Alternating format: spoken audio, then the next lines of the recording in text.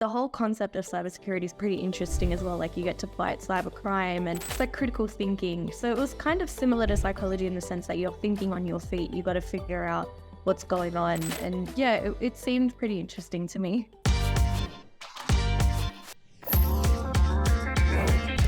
Welcome everybody to the Cyber Revolution podcast. Thanks for joining us yet again. I'm Adam Hewitt, the CEO of Cyber Revolution. And today I'm joined by Natasha Ahmed. Natasha is one of our current students.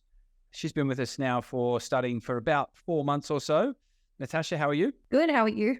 Very good. Thanks for taking the time out to come on the podcast. And congratulations. The reason you're on your podcast is, yes, you're a current student of ours, but you've also landed your first cybersecurity job while studying. How does that feel? It's exciting. It's so unexpected as well. Yeah, it happens really quickly. And you start next week as well, a little bit shorter. In a couple of minutes' time. So I want to give first off the listeners or the new listeners of the podcast a little bit more information about who this podcast is for and who Cyber Revolution are as well. Okay, so Cyber Revolution, we are Australia's only dedicated cybersecurity training and placement institute. We basically specialize in finding people their first job in cybersecurity. We've been doing this now for a number of years and we get bombarded with questions, whether it be via text message, calls, Facebook Messenger, Instagram DMs, all of these questions about how do I get into cybersecurity? What even is cybersecurity? What skills do I need? What's the salaries? All of this stuff. So I thought in the essence of saving time, we can answer all of those questions one to many, start a podcast, break down some of those misconceptions, hear from our students, experts, answer all of those questions and really educate people on this industry and how they can land their first job in cybersecurity. So if that resonates, people listening, then this is the podcast for you. All right, Natasha, let's get into it. Let's start from the beginning, where we always do with our students. You came to us, as I said, around 4 months ago. You were a medical receptionist and you were studying psychology at the time, I believe. I was talking to Lachlan, I think, who you originally spoke to a few months ago, and he said, look, you really like the psychology space, but it's 6 years study. You were worried that you potentially weren't going to get a job out of university, which I think resonates with, not only myself, but a lot of people. So worried about a few other things. Can you take us back to that stage of your life, what you're thinking and why you decided to jump into Cyber Revolution? Yeah. So the more deeper I was getting into my studies, the more I was learning about other people's experiences that had graduated and the difficulties that they all went through. And they're still struggling to this day to get a job or get a decent job with a decent pay. A lot of people are doing internships for free. And I'm just like, in this day and age, you can't do things for free anymore. You need a bit of a salary, you need a pay. And if I'm spending that long in a degree, I should be able to get a job pretty quickly and a good paying job as well. And when I first started, it was like that. But things have just started changing so much recently. And the one thing that became more common was that people that aren't even going to uni are able to land better jobs with better salaries and secure their future while also not going into like a massive student debt.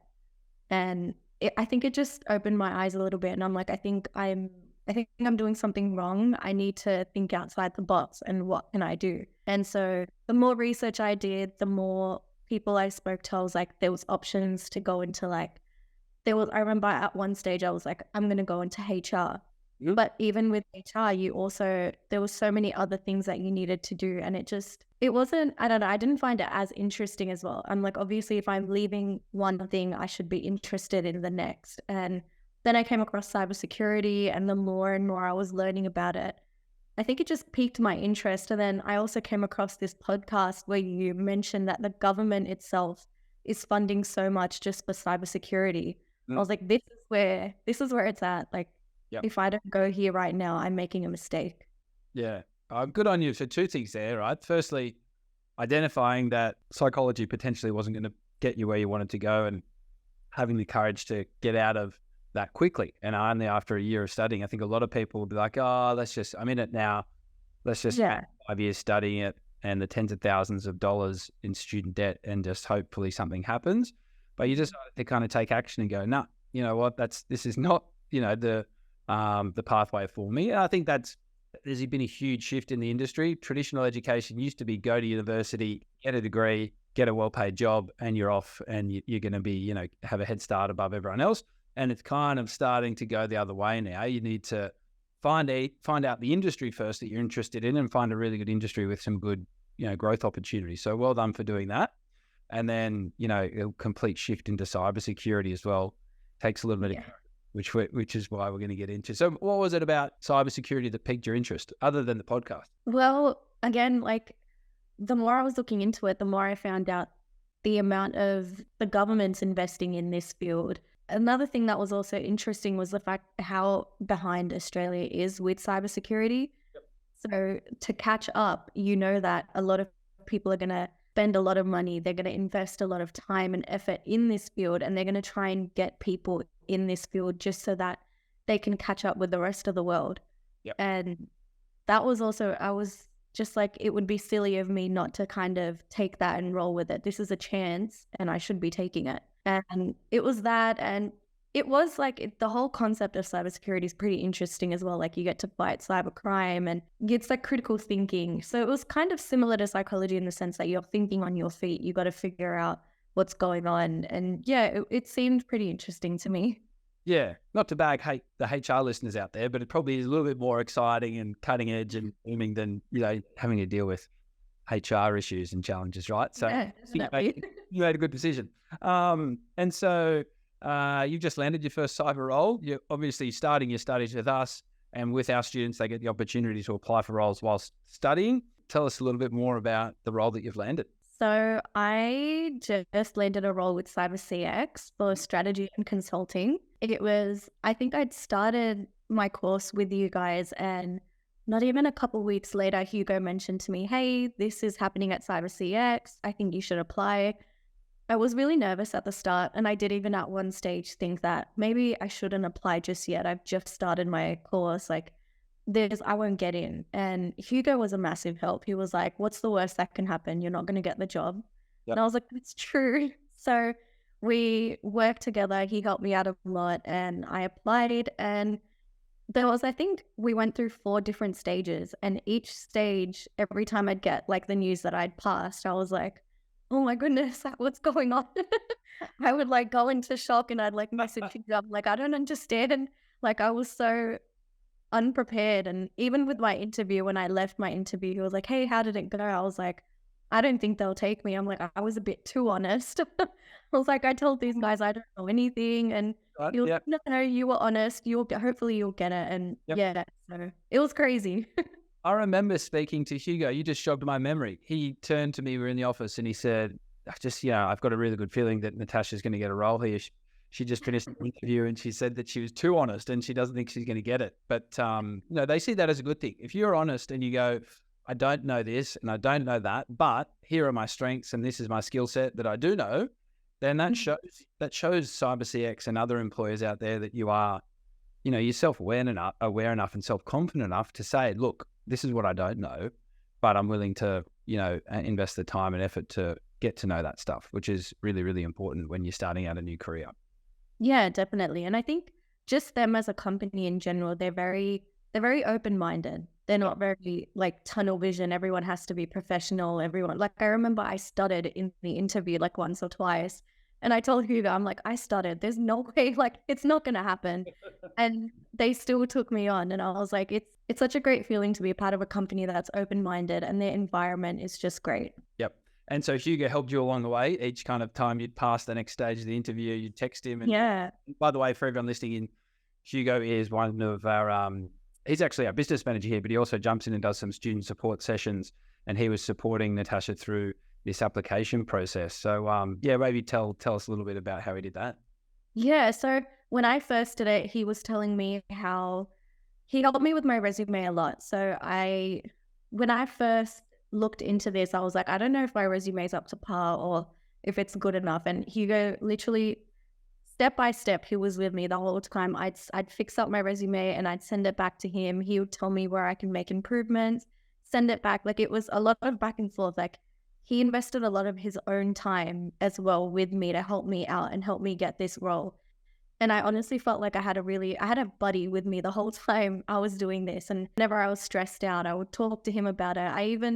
I think he even scheduled in a Zoom meeting with me where he asked me practice questions, and I practiced with him. And I was like, I don't even know if like this is part of your job, but thank you so much.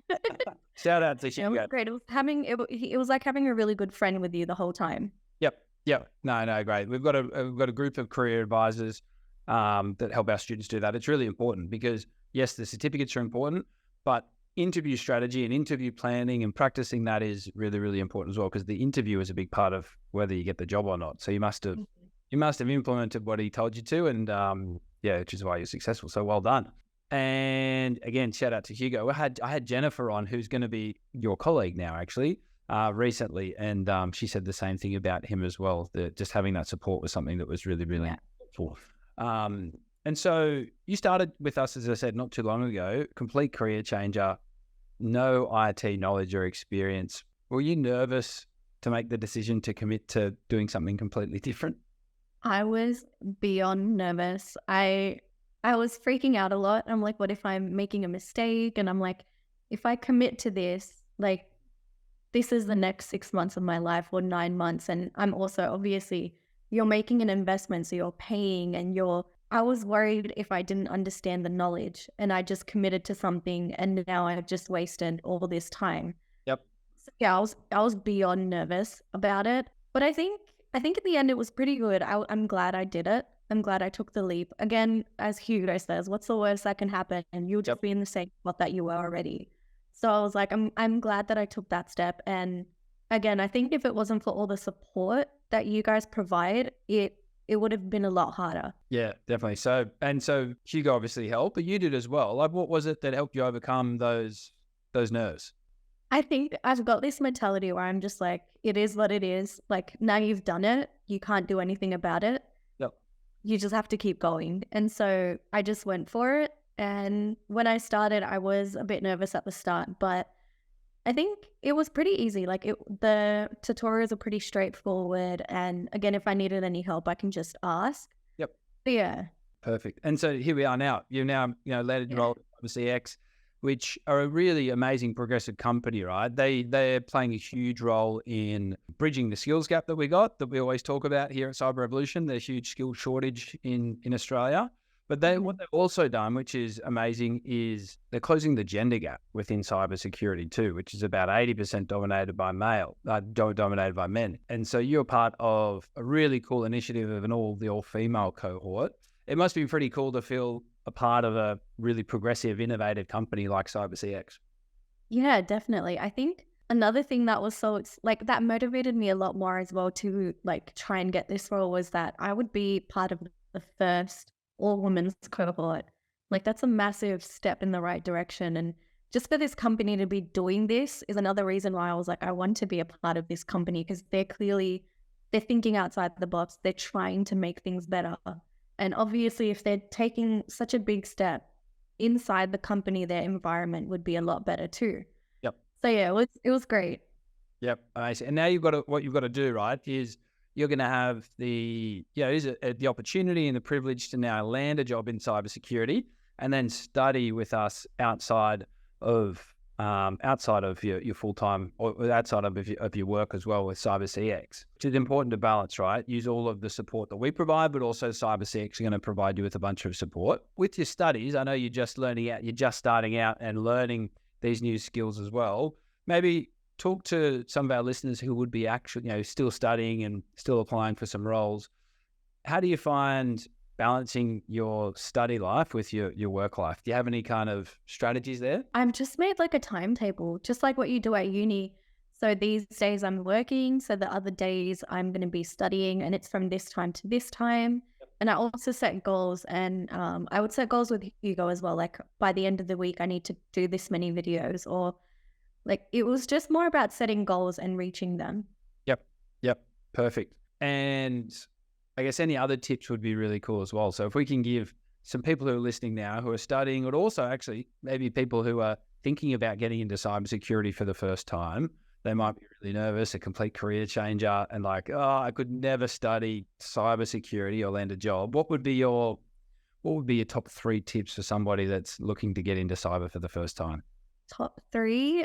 My first one would be do your research. Doing for me, the more research I did, the more motivated I got, and the more the more excited I got about getting into this field. So do your research, look into everything.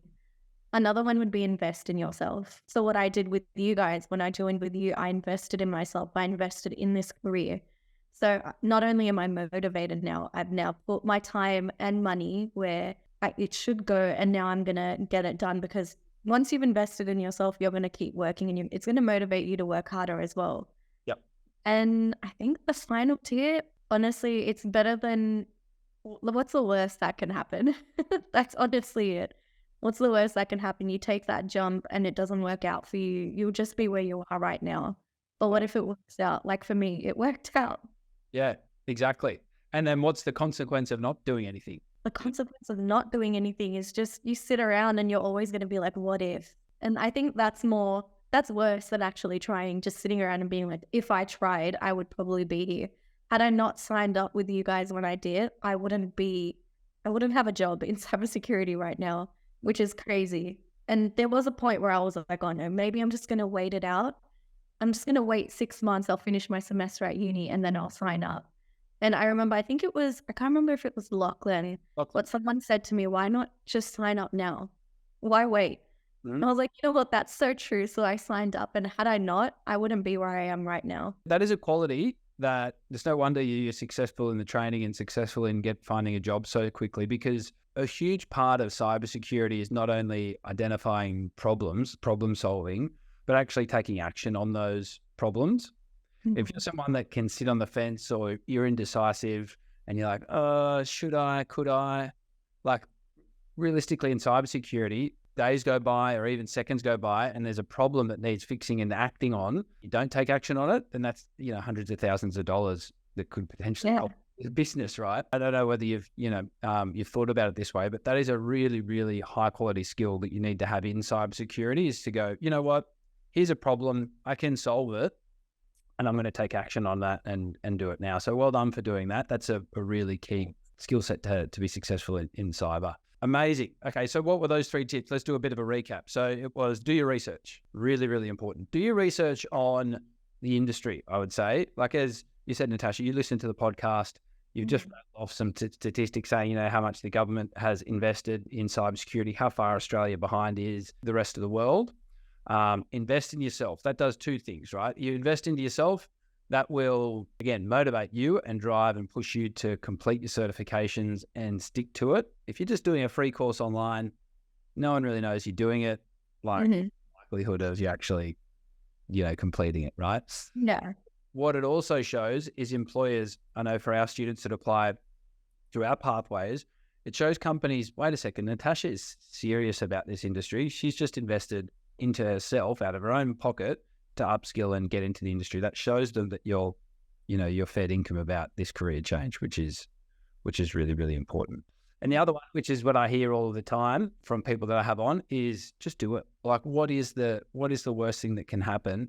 And if you've done those 2 things, if you've done those first 2 things, you get to the third one and you want to do it, then it's something that, that you should take action on. If you do the first 2 things really well, the first thing really well, you do your research, you might find this is probably not for you. We have so many conversations with people, and after speaking to a career consultant, we might tell them, you know what, it doesn't sound like this is something that is going to be a good fit for you. What do you think? And they'll be like, yeah, probably not.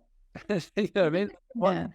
And find something else. So really, really good tips. Thank you so much. And what we're going to have to do is have you back on the podcast in about 6 months' time, because that'll be the time that you'll have been in the industry now. I know you start next week. And I think it'd be pretty cool to get you back on and go, hey, what have you learned so much? Because you are the next, 6 to 12 months, you're going to be learning so much about this industry. You must be excited. Thanks so much, Natasha. No, thank you so much for having me on. I never thought listening to the podcast that I would one day be on it. Yep. No. And this is your first podcast. You're an absolute natural. First ever podcast. Yeah. Podcast. And this is going to help so many people listening that, whether it be new people that potentially want to get into cybersecurity like you were when you were looking at making a decision, and also some of our current students that listen. So listen to Natasha's tips, implement them, guys. If you like this podcast, please like, comment, subscribe. Let your friends and family know about it. If you want to learn more about the job placement program that Natasha is currently in, that was successful in landing her a role, then please head to cyberrevolution.com.au, leave your details there, and someone from the team will be in touch. Thanks for listening.